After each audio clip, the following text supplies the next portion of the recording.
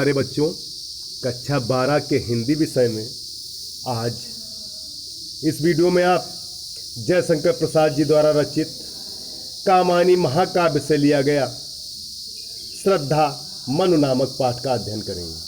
देखिए, और मुख पर वह मुस्कान, रक्त किसलय पर ले विश्राम, एक किरण अम्लान, अधिक अलसाई हो अभिराम। देखिए, जयशंकर प्रसाद जी कहते हैं, और मुख पर वह मुस्कान, कि श्रद्धा के मुख पर वह मनमोहक मुस्कान, रक्त किसलय पर ले विश्राम, अरुण की एक किरण अम्लान, अधिक अलसाई हो अभिराम। जयशंकर प्रसाद जी कहते हैं कि श्रद्धा के मुख पर वह मनमोहक मुस्कान ऐसी लग रही थी जैसे लाल कोपलों, कोपल देखे कहा जाता है, जो नए पत्ते होते हैं उन्हें कोपले कहा जाता है। तो श्रद्धा के मुख पर वह मनमोहक मुस्कान ऐसी लग रही थी जैसे लाल कोपलों पर सूर्य की अलसाई हुई किरणें उनके मुख पर विश्राम ले रही हैं। श्रद्धा के मुख पर वह मनमोहक मुस्कान ऐसी लग रही थी जैसे लाल कोपलों पर सूर्य की अलसाई हुई किरणें उनके मुख पर विश्राम ले रही हैं। आगे देखिए, कहा मनु ने नभ धरणी बीच, बना जीवन रहस्य निरूपाय। अब मनु श्रद्धा को अपना परिचय बताते हुए कहते हैं, अब मनु श्रद्धा को अपना परिचय बताते हुए कहते हैं, कहा मनु ने नभ धरणी बीच, कि पृथ्वी और आकाश के बीच में, कि पृथ्वी और आकाश के बीच में बना जीवन रहस्य निरूपाय। अब मनु श्रद्धा को अपना परिचय बताते हुए कहते हैं कि पृथ्वी और आकाश के बीच में इस निर्जन स्थान पर मेरा जीवन एक पहेली बना हुआ। पृथ्वी और आकाश के बीच में इस निर्जन स्थान पर मेरा जीवन एक पहेली बना हुआ है। एक उल्का सा जलता भ्रांत, शून्य में फिरता हूं असहाय। जिस प्रकार एक टूटता हुआ तारा भ्रमवश इधर उधर भटकता है, जिस प्रकार एक टूटता हुआ तारा भ्रमवश इधर उधर भटकता है, उसी प्रकार मैं भी इस निर्जन स्थान में बेसहारा होकर इधर उधर भटक रहा हूं। उसी प्रकार मैं भी इस निर्जन स्थान में बेसहारा होकर इधर उधर भटक रहा हूं। आगे देखिए, कौन हो तुम बसंत के दूत, बिरस पतझड़ में अति सुकुमार।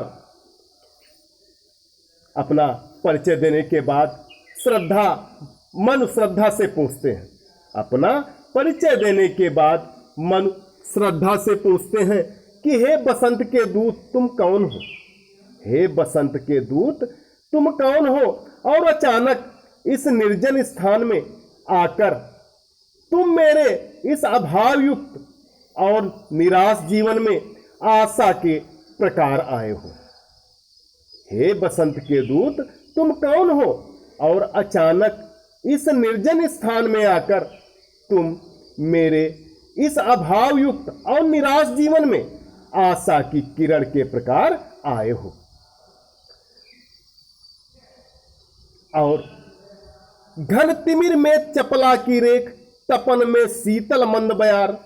और तुम उसी प्रकार लगती हो, और तुम उसी प्रकार लगती हो जैसे काले बादलों में बिजली की रेखा सी चमक जाती है, जैसे काले बादलों में बिजली की रेखा सी चमक जाती है, और साथ ही तपन में शीतल मंद बयार, और साथ ही मेरे इस दुखमय एकाकी, और साथ ही मेरे इस दुखमय तथा एकाकी जीवन में ठंडी हवा की तरह आए हो। साथ ही मेरे इस दुखमय तथा एकाकी जीवन में हवा की तरह आई हो, और नई चेतना उत्पन्न कर रही हो, और नई चेतना उत्पन्न कर रही हो। आगे, लगा कहने आगंतुक व्यक्ति, मिटाता उत्कंठा सविशेष, दे रहा हो कोकिल सानंद सुमन को ज्यों मधुमय संदेश। आगंतुक, आगंतुक माने होता है आया हुआ, अर्थात कौन आया हुआ था? श्रद्धा आई हुई थी। देखिए, कहा लगा कहने आगंतुक व्यक्ति, मिटाता उत्कंठा सविशेष, दे रहा हो कोकिल सानंद सुमन को ज्यों मधुमय संदेश। मन की बातों को सुनकर श्रद्धा अपनी उत्कंठा को मिटाते हुए कहने लगती है। मन की बातों को सुनकर श्रद्धा अपनी उत्कंठा को मिटाते हुए कहने लगती है। और जब वह कहती है तो उसकी वाणी कोयल की वाणी के समान हृदय को आनंदित करती है। और जब वह कहती है तब उसकी वाणी कोयल की वाणी के समान हृदय को आनंदित करती हुई सी प्रतीत होती है।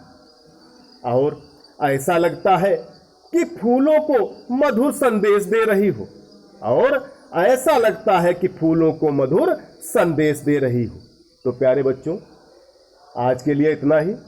सभी बच्चे इसकी ससंदर्भ सहित व्याख्या लिखकर ग्रुप पर डालें।